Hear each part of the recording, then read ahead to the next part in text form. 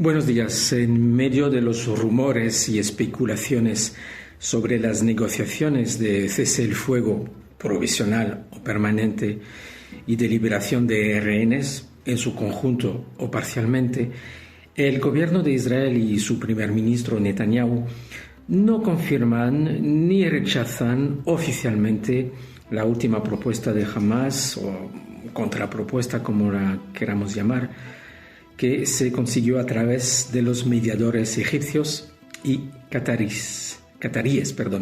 O sea, un acuerdo parcial similar al plan Witkoff que el mismo grupo terrorista rechazó hace varios meses, con sus matices, también con sus pequeños cambios al plan inicial, pero ahí está en la mesa.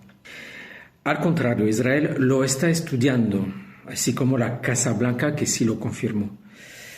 Y mientras sigue la presión, o sea, la presión militar, como lo veremos en los próximos minutos, porque Israel no ha cambiado oficialmente su postura, una postura de los 5 principios y de acuerdo total, global, ¿no? O sea, nada de acuerdo parcial, de unos días, de unos rehenes a cambio de tantos presos palestinos, sino un acuerdo total con los 5 principios que enumeró Netanyahu en los últimos días, o sea, desarme, desmilitarización de la franja, liberación de todos los rehenes en una sola tanda, control de Israel de la franja sin límite y supervisión en el futuro de por una autoridad internacional, sin la intervención, por supuesto, de Hamás ni de la autoridad palestina.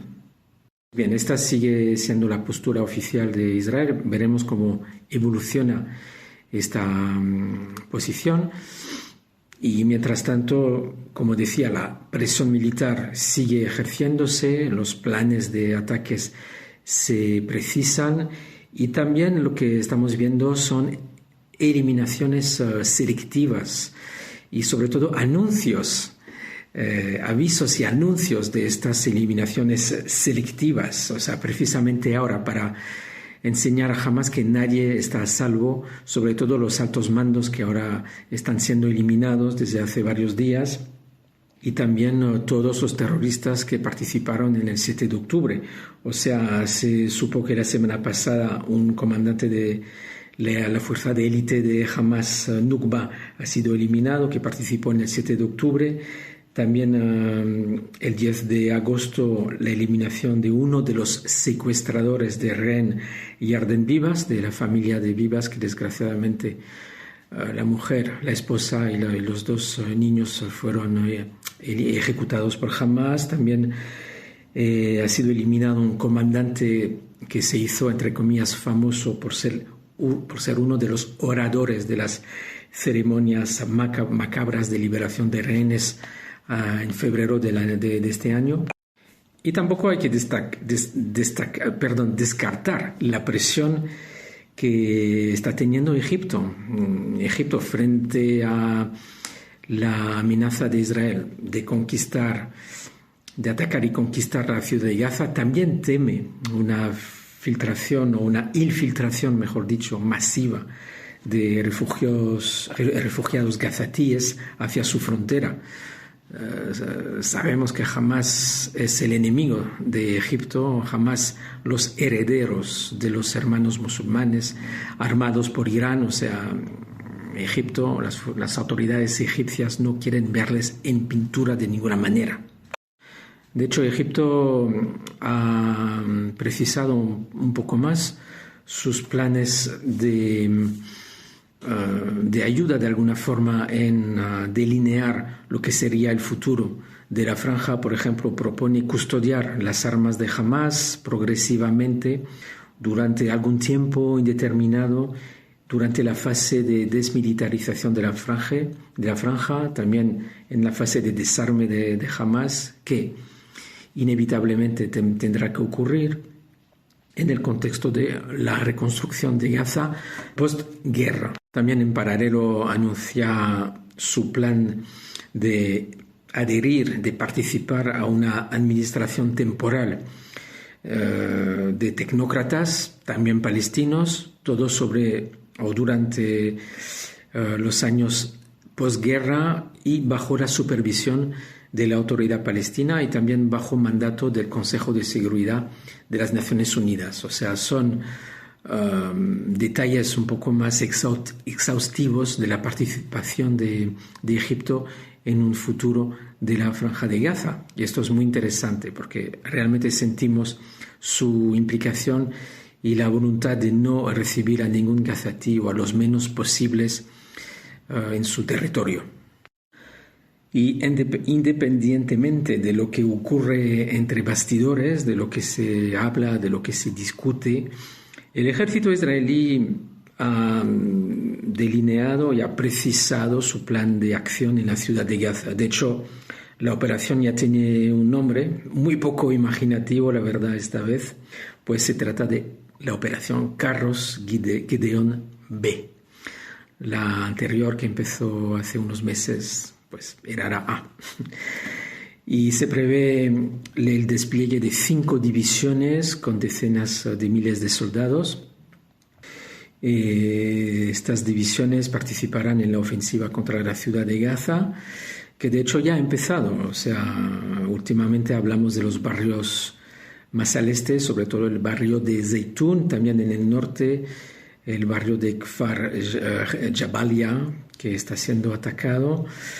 También se empieza a instalar la infraestructura humanitaria en la franja, o sea, aumentar los puntos de reparto de la ayuda, instalar 2 hospitales de campaña más y reactivar el Hospital Europa, que fue cerrado hace unos meses por destrucción de túneles, porque si recordamos bien, Hamas se instaló en varios de los hospitales de la franja, instaló su base operativa en dichos hospitales. Pues bien, el Hospital Europa, ya limpiado de los terroristas, se prevé que se reactive.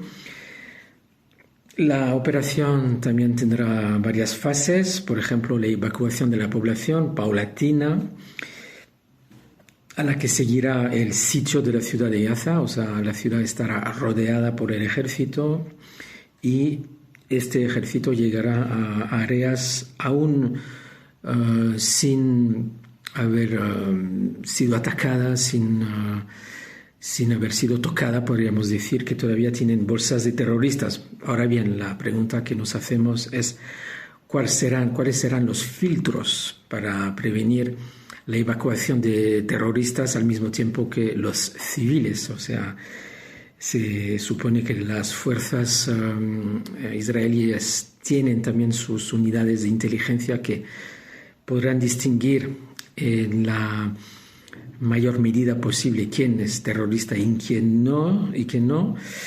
Impedir la huida de los terroristas será una labor muy, muy, muy importante precisamente para el futuro de Gaza. Hablaba de varias fases, también la convocatoria, o sea, las llamadas a los reservistas del ejército se harán en varias fases. Una primera tanda está prevista para el 2 de septiembre, o sea, de aquí al 2 de septiembre unos 50.000 reservistas se unirán a las fuerzas actuales, o sea, los soldados que están efectuando su servicio militar, o sea, se unirán a las operaciones, muchos de ellos en las unidades de combate. Otras tandas previstas para noviembre, diciembre y la última en febrero-marzo, o sea, se prevé un total de más o menos 130.000 reservistas que serán enrolados, que serán convocados para esa operación Carros Gideon B. Hoy terminamos las noticias con 2 informaciones destacables. Una tiene que ver con una reunión estratégica, una reunión importante porque también es oficial, o sea, es cada vez más oficial. Cuando hablábamos de las reuniones entre las autoridades israelíes y las sirias, A menudo se hacía más o menos en secreto. Ahora en París anoche hubo un encuentro entre el ministro israelí de Asuntos Estratégicos Ron Dermer con el ministro de Asuntos Exteriores sirio Hassan al-Shibani, con también el enviado especial de Estados Unidos en Siria, Tom Barrack. Recordamos que todavía Israel tiene nueve centros de control desplegados en el sur de Siria desde la caída de Bashar al-Assad en diciembre del año pasado, en una zona, la zona tampón, la zona de seguridad donde también opera las Naciones Unidas. O sea, la FINUL es un territorio de unos 15 kilómetros donde actúa de vez en cuando el ejército israelí, sobre todo para confiscar armas y impedir que las fuerzas hostiles a Israel ocupen el territorio. Pues bien, de esto hablaron los dos representantes sirios, los tres, los de Siria, de Israel y de Estados Unidos, o sea, cuál será el futuro arreglo en el plano de la seguridad en la frontera entre Israel y Siria. Y termino volviendo a Israel y a declaraciones de la primera dama del Estado, Michal Herzog, esposa de Yitzhak Herzog, el presidente del país. Ella muy comprometida en la lucha contra la violencia sexual, sobre todo la de Hamas, por supuesto.